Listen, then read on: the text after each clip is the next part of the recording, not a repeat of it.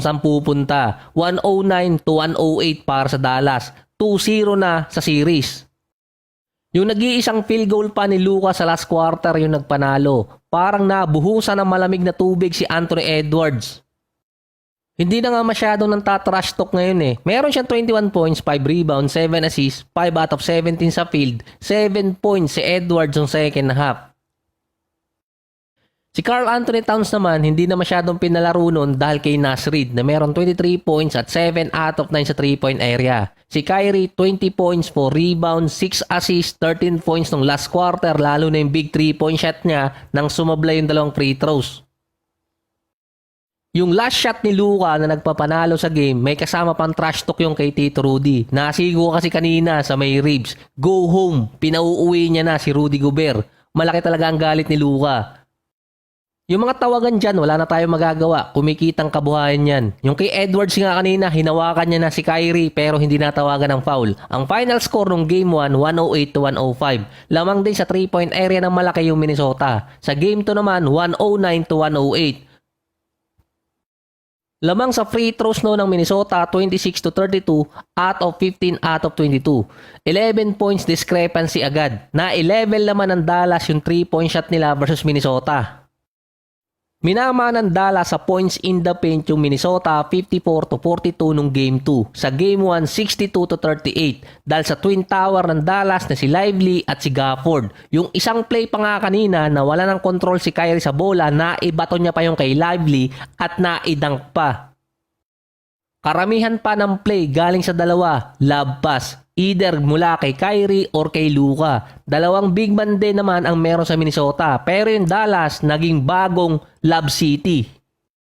Kahit si Anthony Edwards nakascore ng 21 points sa Game 2, dun sa crucial part ng game nawala siya. Nakakascore naman siya pero hindi yung nakaka-atake ng todo. Katulad nung huli mga series. Nahuhuli siya sa switch or kaya sa pick and roll. Nung first quarter naka 10 points pa si Edwards, naiiwan niya pa yung depensa. Pero naka-adjust noon ang Dallas.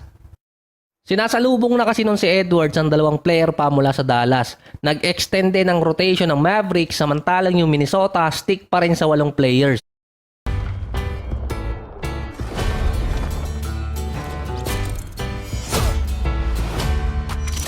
Welcome back. Your dreams were your ticket out.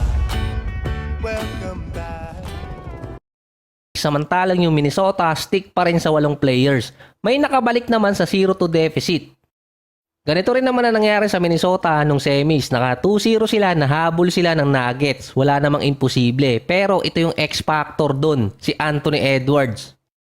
Para makabalik ang Minnesota, kailangan bumalik din yung mala Michael Jordan na laro niya. Hindi na nga rin nakakapan-trash talk si Edwards. Galit naman yung mga fans ng Minnesota kay Draymond dahil minaliit niya nung semis lalo na si Tito Rudy. Kahit si Reggie Miller, kinall out ng mga fans nung sinabi niyang napagod si Anthony Edwards na inamin din naman niya yung sinabing bago ni Draymond sa kanyang podcast na sa interview pa lang pinakita agad ni Edwards kung ano yung weakness nila. Dahil mukhang tama si Reggie Miller at itong si Draymond Green. Nung nasa 7:53 mark hanggang 5:31 mark ng last quarter, tabla nun ang score sa 90 hanggang 96. Di umano, wala nun si Anthony Edwards dahil gumagamit ng oxygen mask sa may tunnel. So, hindi naman bago na gumagamit ng oxygen mask yung mga player kapag nasa game. Pero yung parang tinago kasi na hindi makita ng kalaban. Sa crucial minutes pa siya nawala. Napagod ulit si Anthony Edwards at nahihirapang matapos yung game. Sa playoffs, ang record ng Minnesota sa road games, 5-1. Maganda pa naman ang record na yon, kaya hindi imposibleng mahabol pa nila. Pero yung sitwasyon ni Edwards ang X-factor. Lalo na kung ang babantayan niya sa buong game si Kyrie. Kaya niya kasing bumasag ng depensa, mabilis pa. Hindi siya basta-basta masya-shutdown. Yung scoring pa ng Dallas, may combine na 20 points sa loob ng paint kina Lively at Gafford.